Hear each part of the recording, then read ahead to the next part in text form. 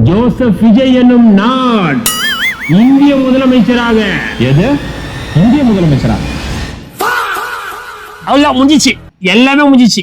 பூத்துக்கு 10,000 ஓட்டு எல்லாம் எங்க விஜயனாக தான். அதுலயும் பட்டன் அழுத்தி அந்த விசில் சின்னமே உள்ள போயிடுச்சு, 6 அடி பள்ளமா. பல்வேறு பூத்துகள்ல விசில் சின்னமே என்னது அந்த அந்த பட்டனே கீழே போயிடுச்சு. அந்த அளவுக்கு வரவெல்லாம் விசில் அம்சம். பூத்துக்கு 10,000 ஓட்டா? யாரா சொல்லி கொடுக்குறா இதெல்லாம்? அதுவா, நம்ம இவரு RSSல இருந்து தாவேக்காக வந்தார்ல, எங்கள் காவி தளபதி CTR நிர்மல்குமார், அவர் தான் சொன்னாரு.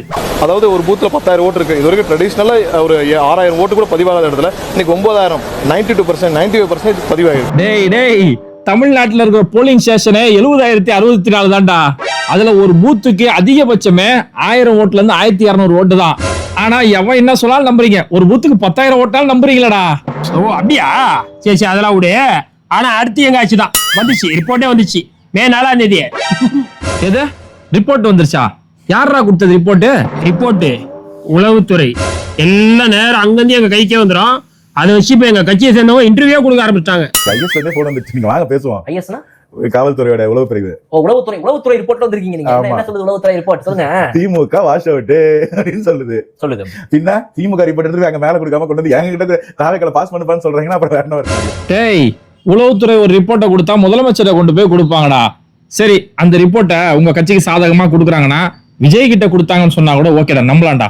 ஆனா அதை விட்டு உங்க கட்சியில யாருன்னே தெரியாது இவரு கையில கொடுக்கறதுக்கு உளவுத்துறைக்கு வேற ஆள் கிடைக்கல. ஏடா, விஜயே முதல்ல அவருக்கு சீட்டு கொடுக்கல, அந்த பேட்டி கொடுக்குறாரு, அவருக்கு விஜய் ஃபர்ஸ்ட் சீட்டே கொடுக்கல, உளவுத்துறை இவரு கையில ரிப்போர்ட் கொடுத்தாங்களா? யாருன்னா சொன்னாலும் பேபியா இருக்கிறீங்களா? சரி அதெல்லாம் விடு, இதெல்லாம் விட்டுரு, எல்லாத்தையுமே விட்டுரு. எங்க கட்சியோட விர்ச்சுவல் வாரியர்ஸ் எல்லாம் இப்ப போஸ்ட் போட ஆரம்பிச்சிட்டாங்க. என்னவா? பூத்துக்கு 200 ஓட்டு, வெறும் 200 ஓட்டு விழுந்தாலே 150 சீட் எங்களுக்கு தானா. ஆளுநர் ரவி கூட விஜய் என்ன ரகசிய மீட்டிங்கே வச்சிருக்கிறாரா தெரியுமா? ஆட்சி அமைக்கிறதுக்கு ஆளுநர் ரவி கூட பேச்சுவார்த்தை நடத்துறாரா?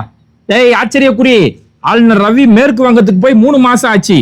இன்னைக்கு தமிழ்நாட்டோட ஆளுநர் ராஜேந்திர ஆர்லேகர். ஓ, எங்க விஜயனாக பயந்து ஆளுநரே மாத்திட்டாங்களா இந்த திமுக? ஓம் சக்தி பராசக்தி, திமுக ஒரு தீய சக்தி. மே 4 உங்கள் ஆட்சி